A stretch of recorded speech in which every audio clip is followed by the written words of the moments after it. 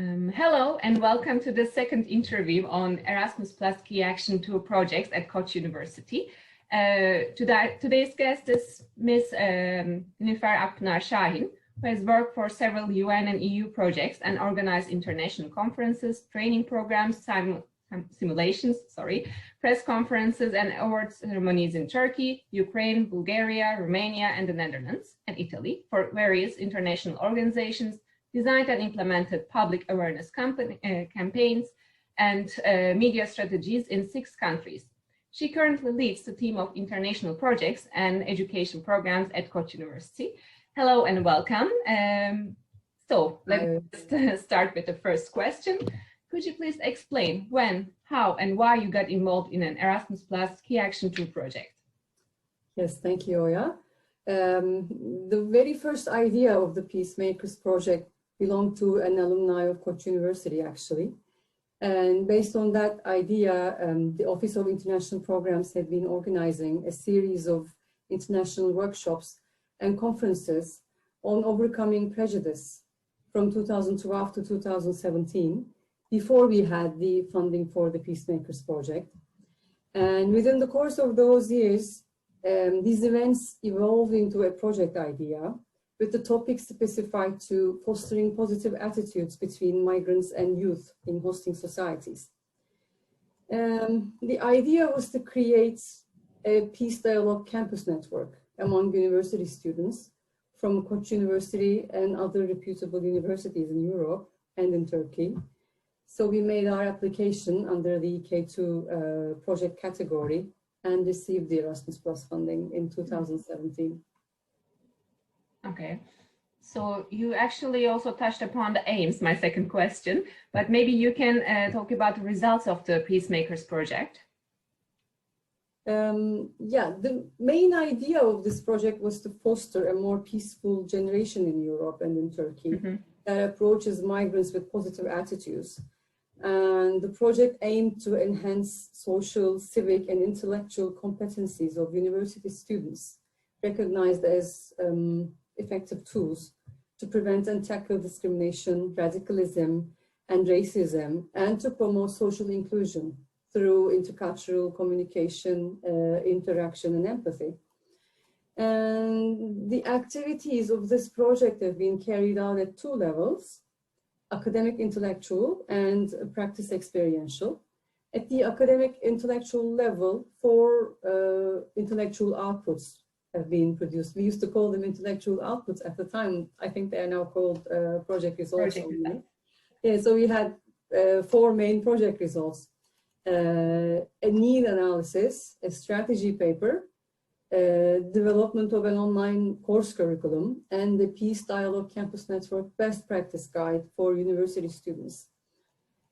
At the practice and experiential level, 29 students involved in the project, namely the Peace Envoys, we call them the Peace Envoys in the project. They were coming from 5 of the partner institutions.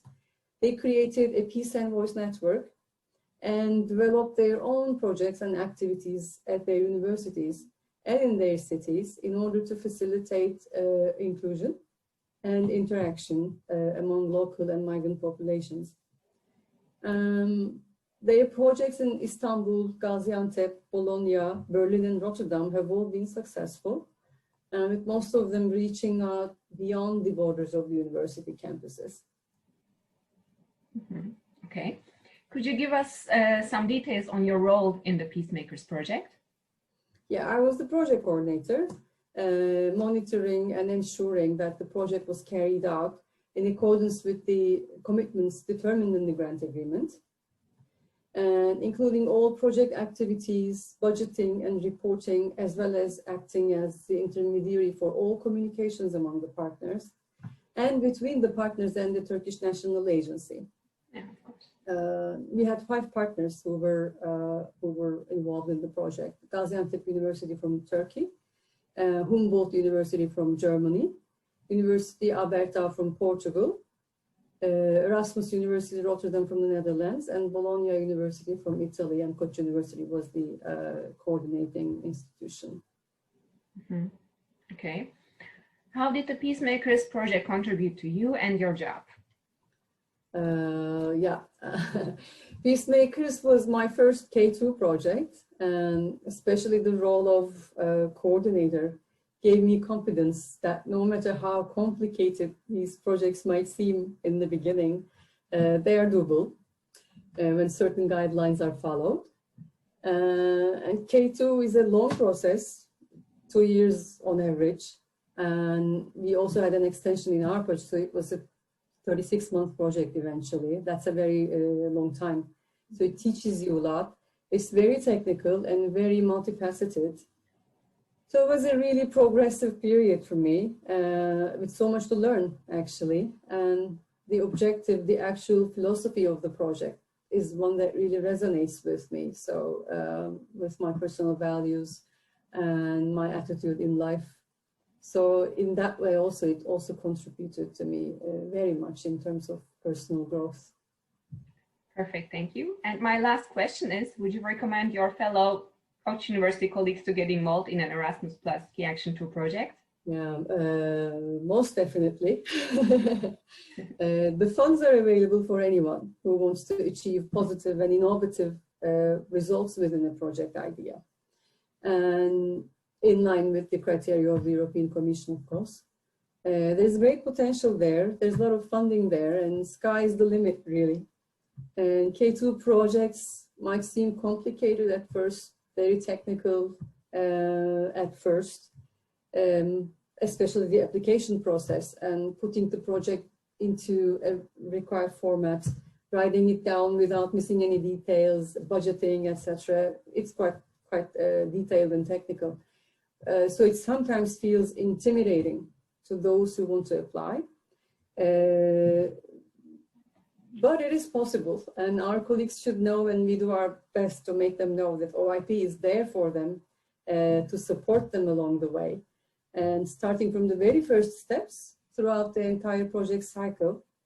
And Turkish National Agency is also very supportive of coordinators the whole time. So in terms of guidance and everything.